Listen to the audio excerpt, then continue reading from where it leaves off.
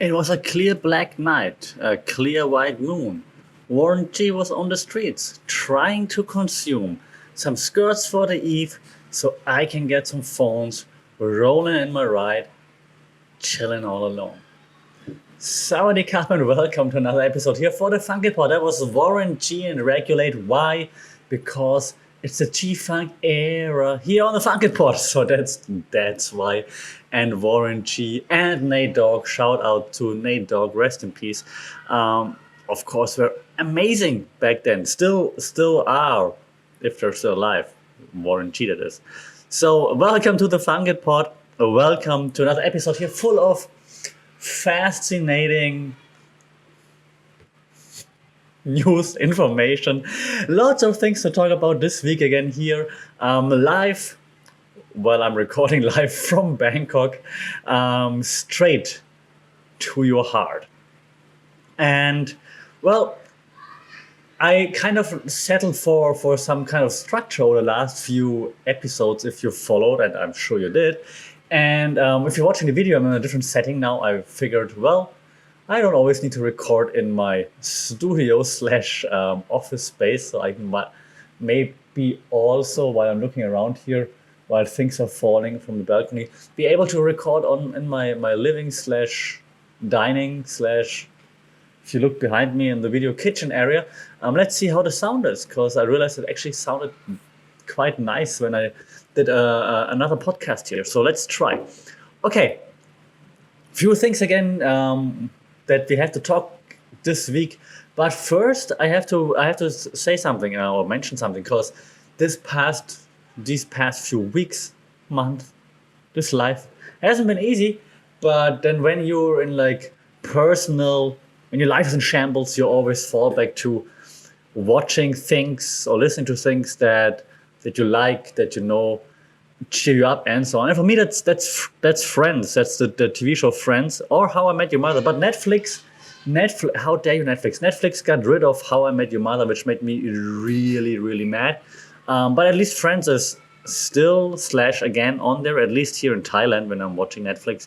So I've been binge watching Friends again, and yes, there's racism in there. Clearly racism.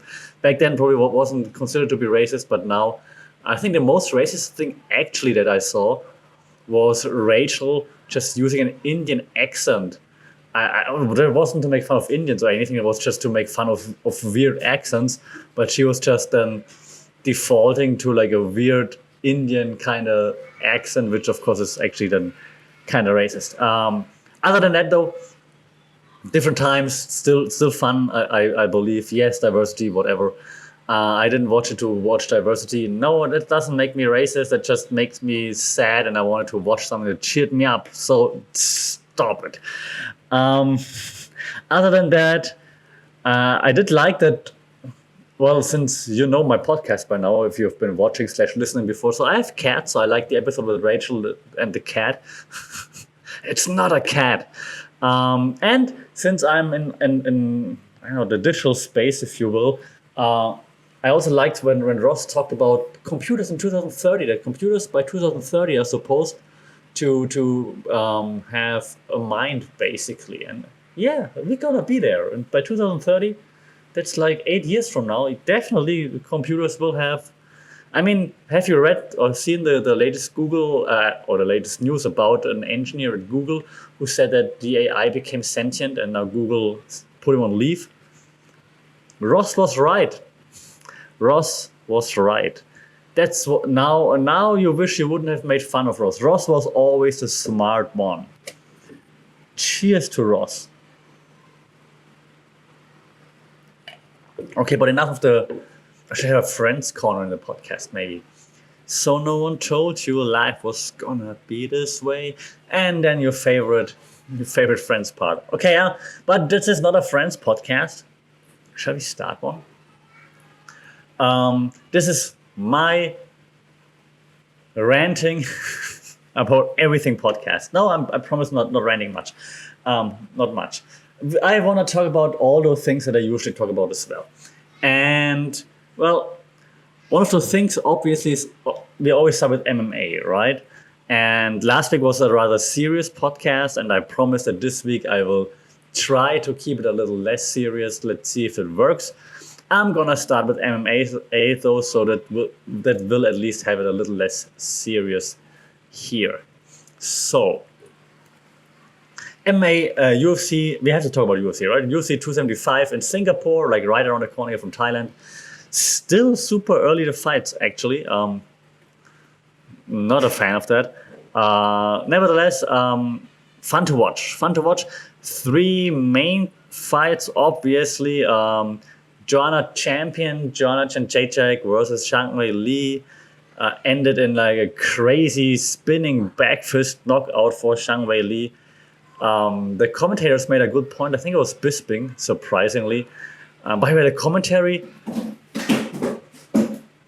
That if you heard it sound by my cats throwing things down.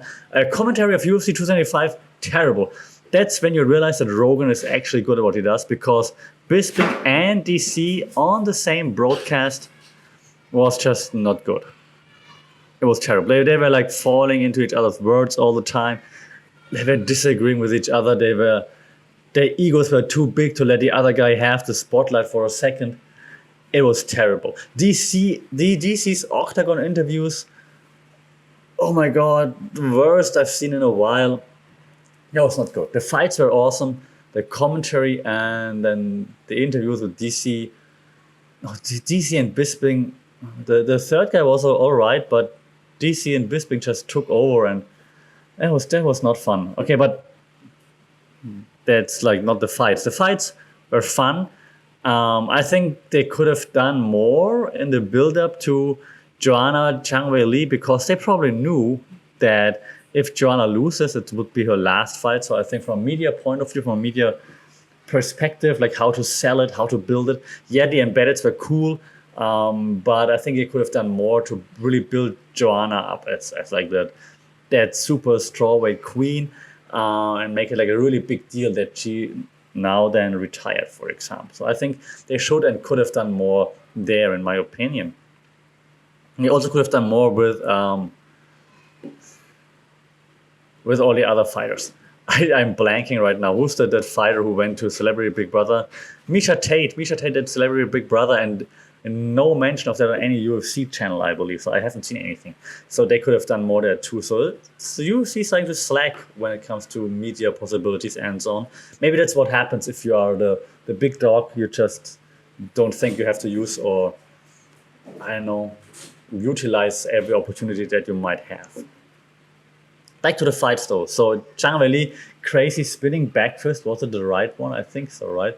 And it wasn't even like, I mean, it was hard, but it was not a video spinning back fist, if you know what I mean. So it was not like she wasn't flowing and throwing it. She was like moving out of the way, looking, realizing, okay, and then just throwing it, which is fine, of course. And clearly it was hard enough to put Joanna out. It could have looked a bit smoother. That's not criticism.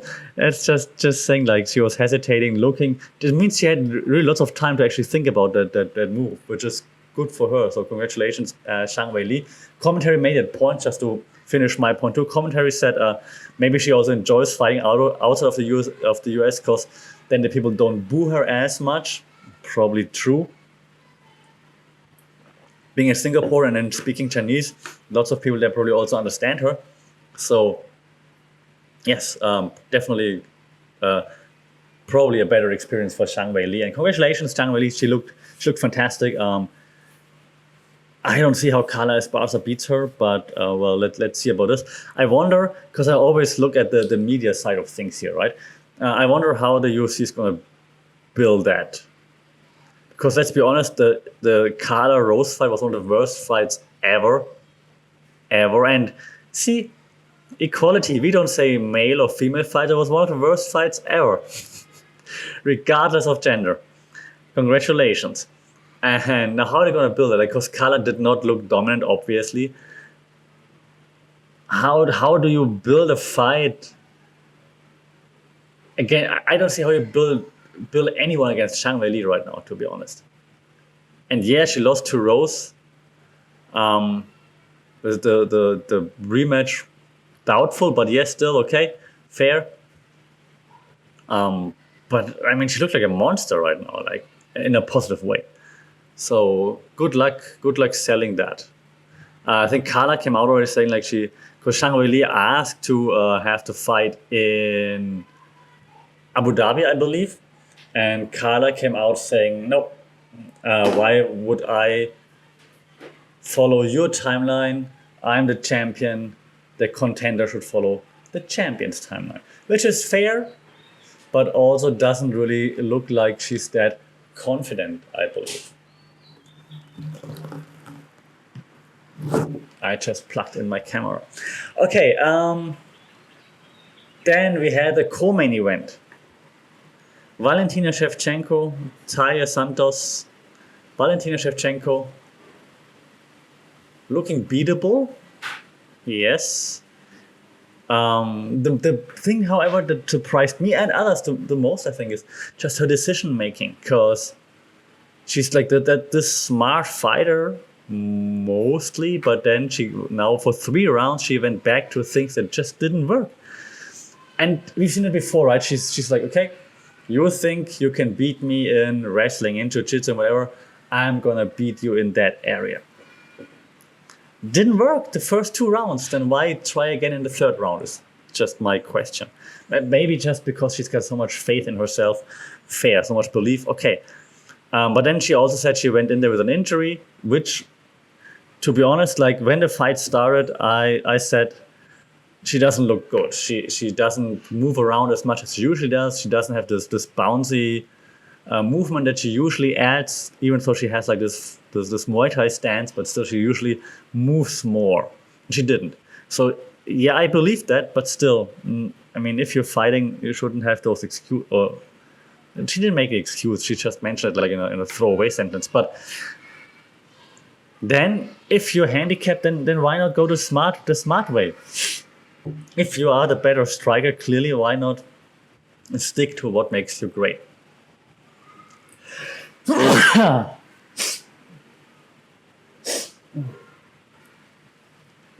Again, media point of view, Valentina does get opportunities, which is nice, and she's been like the villain in the Hail Berry movie, for example, which is great. Hail Berry, come on my podcast, please. But again, this, like, no one knew Taila Santos, and that's also the reason why she won't get a rematch right away, even though it was close and many people said she won. The UFC needs to build those challengers better, and I know she's Brazilian and the UFC doesn't like foreigners, but come on, she looks good. She fights great. She's hard, tough as nails. Comes from the favelas. Come on, she's basically Charles Oliveira in the female version. Why not build on that? Is my question to the UFC. All right, then we had this, and then we moved on to the main event of the evening. And oh my God, I thought I don't really care who's gonna win because they're both not my favorite fighters. But then I obviously found myself rooting for Glover, like, oh my God, he's gonna pull it off. He's ahead of on the scorecards. He took this round. Yeah, Glover, old man, let's go. Come on, Glover. And then he gets caught. 28 seconds, Glover, 28 seconds. The only decent analysis of that fight that I heard, because everyone was like, best fight of the year, oh my God, so good, it's back and forth. Yeah, it was exciting, it was really exciting, I agree with that. It was not the best fight of the year. It was really exciting because first Yiji went all out, flying knee and all this stuff. Great analysis or reaction by Stylebender. He's like, don't throw the flying knee again. That's stupid. So, yes, it was stupid. Because every time he threw a flying knee or a step-up knee, Glover caught the knee and then just either took him down or pressed him against the cage. So, smart observation by a Stylebender.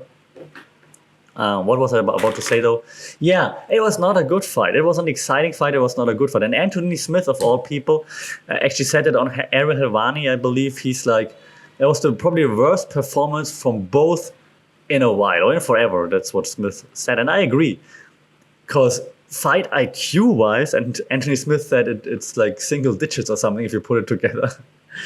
um, or maybe double digits if you add both of them, barely. It was not smart. Both both fighters made terrible decisions, and this means it was not a great fight. It was an exciting fight because you're like, who fucks up more? And in the end, it was Glover with like jumping the guillotine. But then that's it. It was really exciting. It was awesome to watch. Also very frustrating if you've been in the ring / octagon or whatever yourself. You're like, why are you doing those things? Why are you making those stupid decisions? Yeah. Jiří Procházka then once he was home in the Czech Republic, huge welcome, 7,000 people according to Ariel Helwani. See how I'm giving credit to Ariel Helwani. Subscribe to Ariel on his Substack. It's very cool. I mean, I'm from Europe too, right? So that's pretty cool to see. What I found hilarious on the Ariel Helwani MMA Hour, he's like, now the 3 top guys are all from Eastern Europe, from Czech Republic, Poland, and Australia. That's what Mr. Helwani said. So now we all, of course, realize that A, it's Austria and not Australia. Yeah, that can happen, especially if you're American. And Ariel, I know you're American now, so fair enough for adjusting to their knowledge levels. That was a joke, kind of. But even if it would have been Austria, Austria is definitely not Eastern Europe. I lived in Austria for a while because it's right next to Germany, and Germany is not Eastern Europe. Neither is Australia. I lived in Vienna for a while, and if I would tell my friends from Vienna, hey, you're in Eastern Europe, they'd be mad. Just saying. Okay. But hey, it's not geography, it's UFC. That was kind of funny. Now back to the point though. So the fight was exciting. It was not great. Not the best fight ever, but it was exciting, definitely. The problem that I see here is like, what's next? Because Anthony Smith versus Ankalaev, #1 contender. Who cares? And I like Anthony Smith on TV and on the podcast and on everything. He's cool. He's fun. He found himself like. It's cool, but I'm not longing to see him or Magomed Ankalaev fight for the title. I'm also not really longing for Jiří Procházka having the title, to be quite. This figure that you can either get behind or that you can hate is missing. It's a bit sad. Not to say that they're not fun fights, because I mean the Glover fight was fun. It was just not a high IQ, but it was fun to watch. But I just don't. They don't build anyone up in this division, which is kind of sad. Like when John Jones has a title, they try to build up the contenders, right? So like you're like, okay, maybe you can take him, but now there's no build up.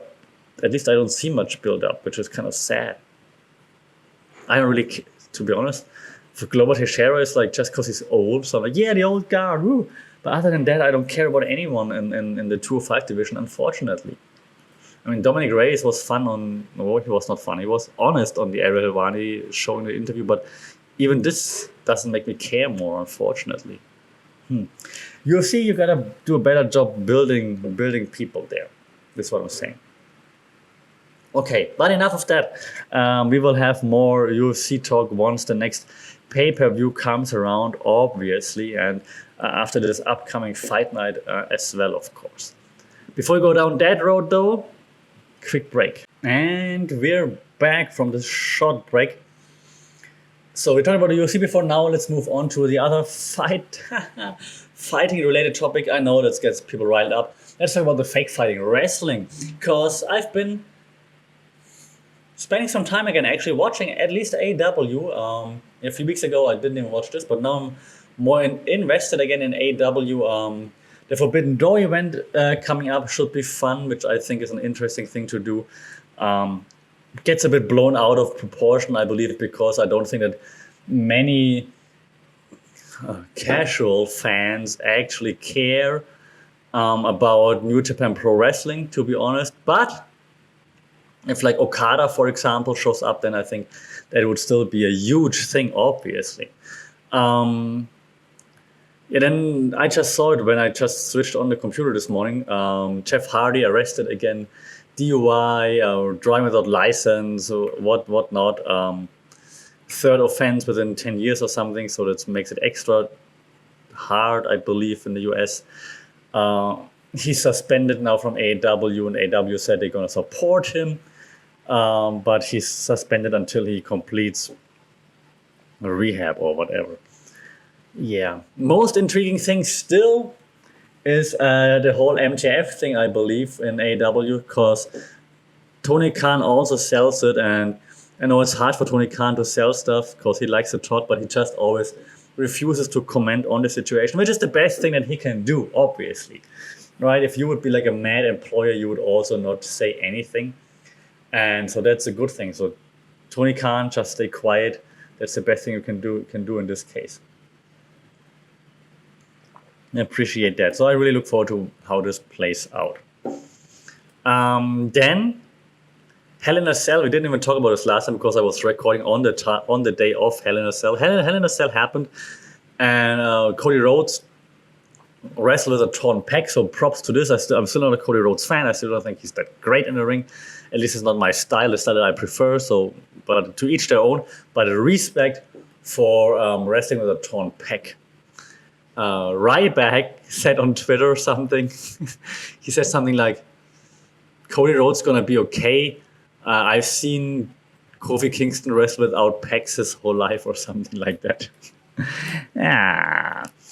But anyways, I think that just, I know, not annoyed, that's wrong, but it kind of weirded me out the most. Like, it was Hell in a Cell, and there's only one Hell in a Cell match. Like, huh? What? No, we don't call that pay-per-view Hell in a Cell. But it's going to be like something with Money in the Bank, of course. There's only going to be 2 ladder matches, so whatever. So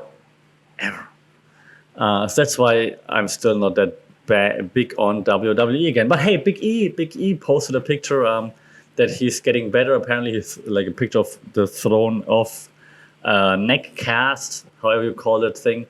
So that's cool because Big E is cool. He's fun. I like it. So I hope he's gonna be back in action soon, which is cool.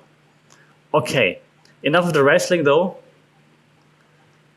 And now I'm looking at how to make a smooth transition. I don't think I can. To Thailand, my Thailand corner, my little corner where I talk about things that happen in Thailand. And this week, obviously, we have to talk about it. Cannabis legalized. Ooh, 420 all day, every day, for medical purposes. So for medical purposes, you're now allowed to grow weed. Don't ask me how much, or like, check this out before you buy 1,000 kilos of cannabis plants. But it's now decriminalized for medical purposes. So for medical purposes, important, I think. And which is kind of first, it's the first Southeast Asian nation. And why are they doing this? Because there's lots of money to be made, obviously, because the climate is great for the plant, so you can grow it easily here. And if you're the first mover, obviously now all those businesses move to Thailand. There are like a shitload of cannabis cafes now popping up everywhere in Bangkok. So people were ready for that. It's always sold out now and all those things. Okay, cool. Now the news also pop up, of course. Yesterday we had the first cannabis death by cannabis overdose. I'm not smiling because someone died, but of course those news are now coming out like to scare the public, right? As we know, it should be pretty difficult to overdose on cannabis in a way that makes you die. So now they're investigating again, like if there are any other circumstances that led to the passing of that person. And they said, but at least 4 people have been hospitalized due to cannabis consumption. Maybe they didn't say what exactly were the symptoms. Maybe they were just stoned out of their minds and then had to go to the hospital. I don't know. But so 1 alleged death due to cannabis overdose. But as you know, that should be pretty hard to do. So assuming that it's just to scare the public, and now further investigation will be had. So let's see about this. But this is a new dawn. It's a new day, and I'm feeling high. So let's see where this goes. So there have been lots of like news on social media that like people trying it at work, like edibles, and then they pass out because they're too high and things like this. Then again, you never know if it's real or if it's just fake for the cloud, for the clicks, and so on. But very interesting that Thailand now, cannabis heaven. Woo. I wonder when other drugs will be legalized too, like kratom, for example, because it's a big black market drug already here anyways. And since it's now also more or less decriminalized in the US, I believe, correct me if I'm wrong, but I always hear Yo Kratom sponsoring podcasts. So I assume if you sponsor a podcast, you're probably decriminalized, legalized. So I wonder when this will happen here too. I'm not saying I condone it. I'm not saying I am against it. I do understand why it's going to happen, because it brings money and Thailand needs money, because Thailand also just took out a loan from a Japanese whatever organization over a few billion baht. I think a 15-year loan, because we need to buy new submarines. That was a joke. That was a joke. Don't throw me to jail. It was a joke. But the loan is real. So Thailand took a loan from the Japanese institution of whatever for 15 years. That's what I read on Cow.English. So I'm throwing my source under the bus too, just in case. So I read it on Cow. Okay. Anything else that happened in Thailand? It's hot right now. It's just freaking hot, freaking humid, because the rainy season is coming. End of summer, beginning of the rainy season. Rainy season is the worst. You always sweat, not just because of rain, just because it's so humid. And no matter how many umbrellas or you use, you're going to be wet because it just blows from the side.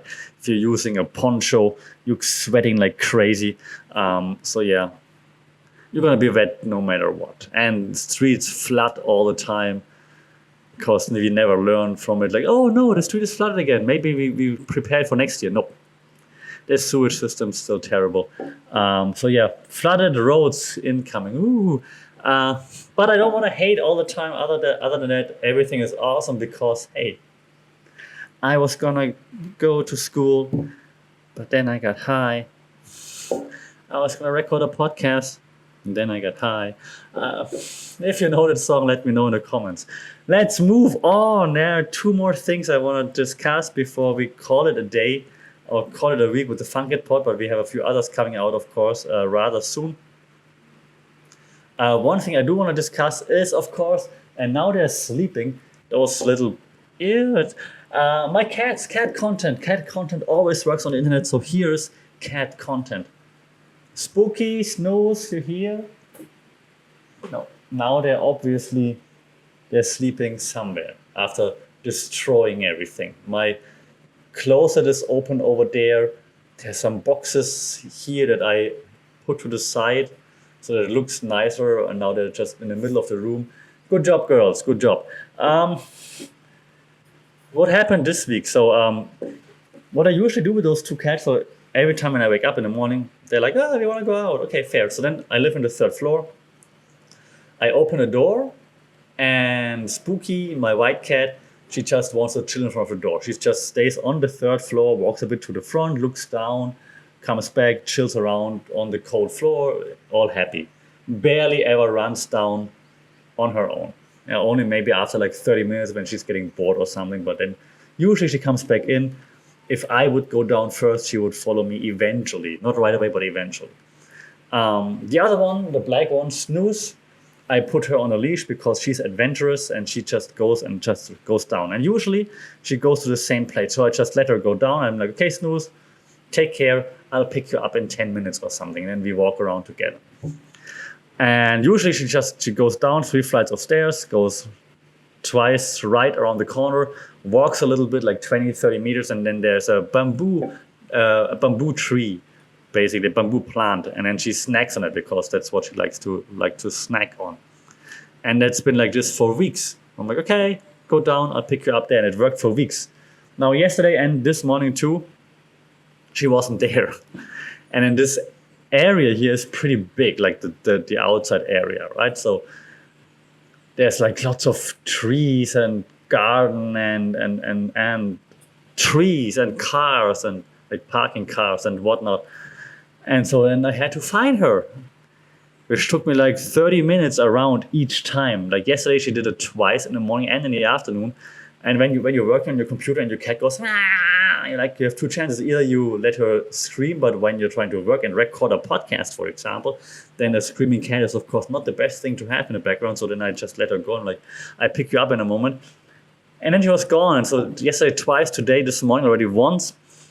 I was walking around trying to find her for like 20 to 30 minutes each time around. Thank you, Snooze. Twice she got stuck somewhere because I have her on a leash just in case she gets stuck, that I can like just hold her so she doesn't panic or runs away or anything. But the leash got stuck under like a sharp corner of on the house, for example. Like she likes to go like into basements and like dark spots, and she got stuck there. Sorry, Snooze, but if I wouldn't have the leash, it would be even harder to find her, of course. One time she was in a tree. She was stuck in a tree chasing, I guess, squirrels or birds. There are lots of birds here. She always goes after them, never catches them. She caught a bird. A week ago, she caught a bird once, like a bird inside the apartment. I don't know, maybe while the door was open or the balcony door was open, a bird came in. I didn't see it.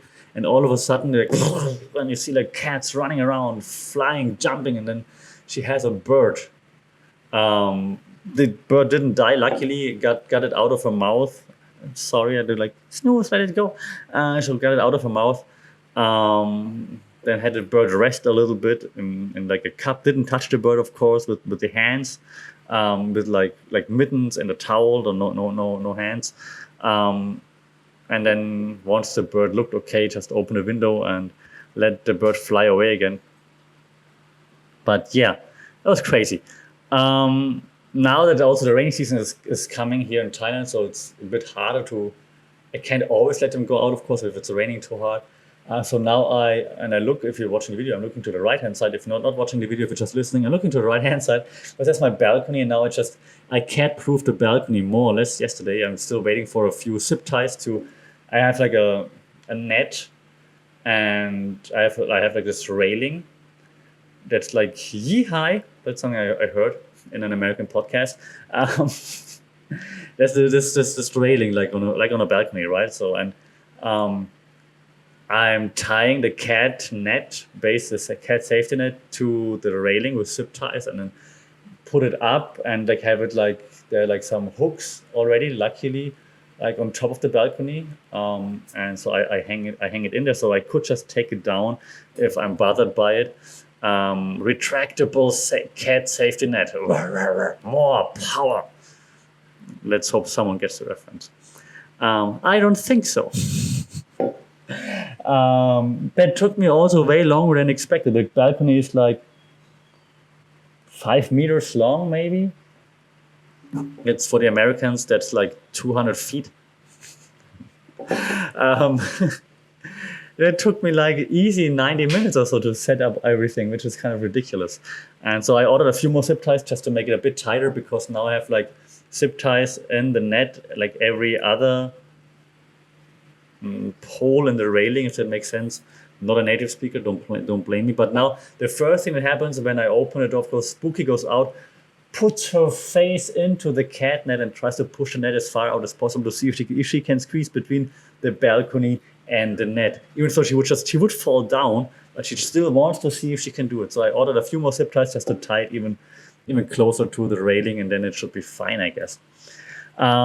Still nice already, because now I can just open the door, sit outside, read something, let them play around, because even if they would push through the safety net between balcony and safety net, it still gives me enough time to catch them, rather than if there's no safety net, they could just like jump down to the neighbor, for example, and there's no chance for me of getting them back because there's a wall in between. So they could jump over the wall, but I cannot, right? So I'm glad this is there now. Makes it much easier, much more chill.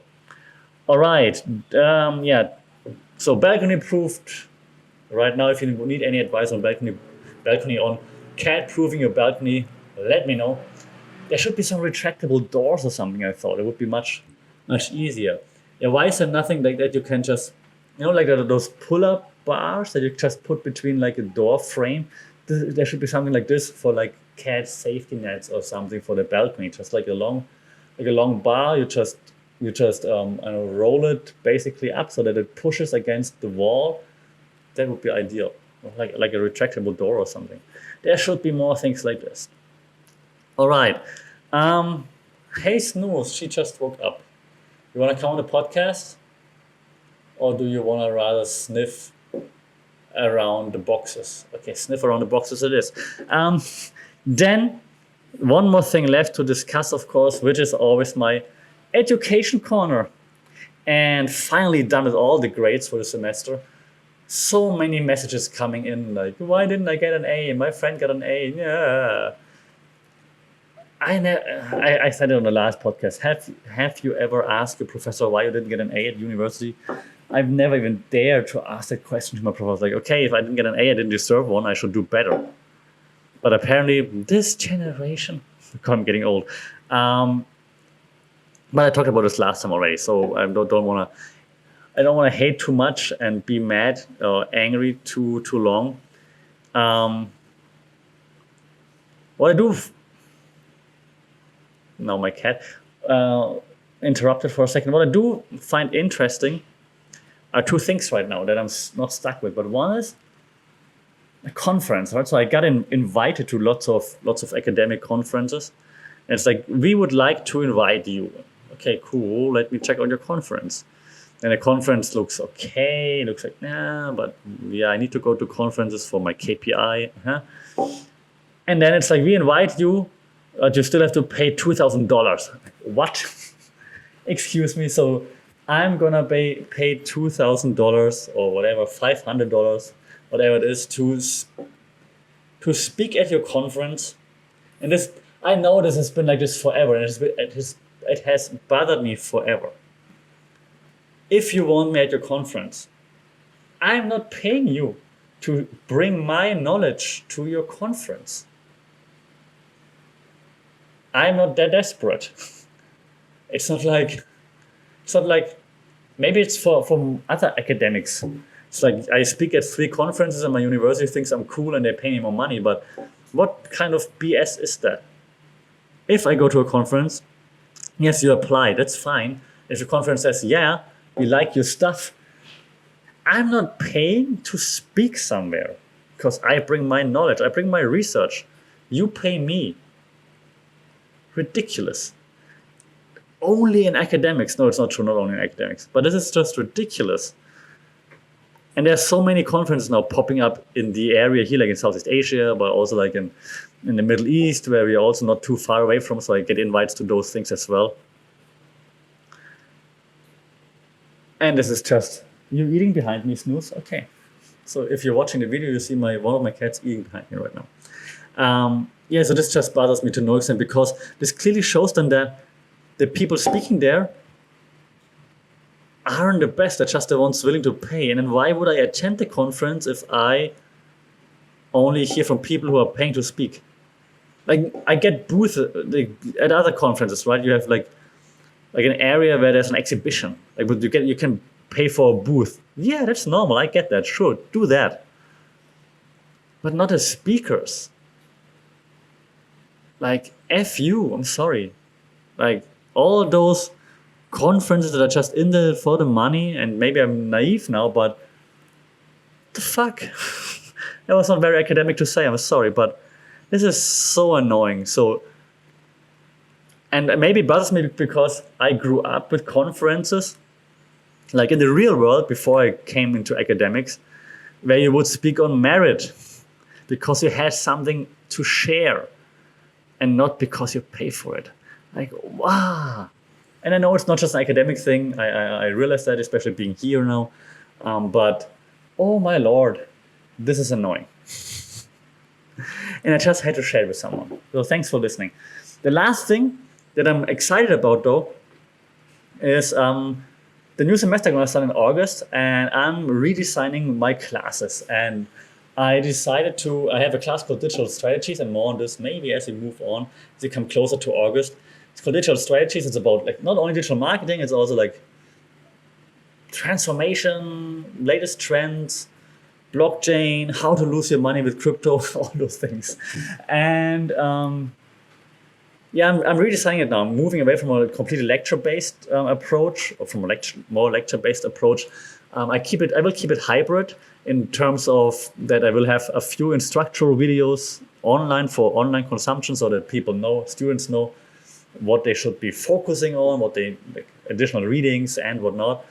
And then I will use the in-person time that we will have, the time on site, to then go for a more design thinking oriented approach, meaning like design sprints to solve challenges. They're design challenges, but not in terms of like classical design, obviously, because it's not a UX UI class, but giving them challenges in regards to certain topics that will lead to the hopefully understanding more of the topics that we discuss in each session, but then B, also then add up to a skill set that will help them to then solve the challenge for their final project, so to speak. Since it's a 4th year project, means it's the final bachelor year, I would want them to create something that actually benefits them. So either they're working on something for their actual business, if they already have one. If not, I want them to start a business, startup, anything within that class. That's the plan. I'm drawing everything out right now, how exactly it's going to look like. I'll make sure to share it here, because I did, not too many, but I did get some feedback on a few previous education corners, which I appreciate, because it's cool to actually discuss those things and get some feedback there. So if you have any ideas on how to make this smoother or have experience doing it yourself, let me know. I'd be happy to discuss that. That would be really cool. Okay, that's it for this week for the Funkit Pod.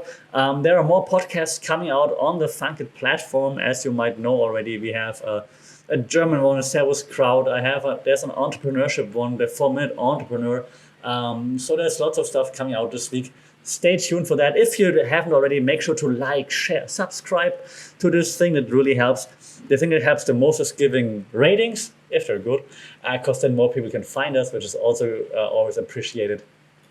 Other than that, don't forget to, again, if you subscribe, to hit that bell so that you get notifications. That makes sense. That would be cool. Other than that, as always, I hope you stay safe, you take care. You're the best version of yourself. And I'll see you and talk to you soon. Saudi Carp and Servus.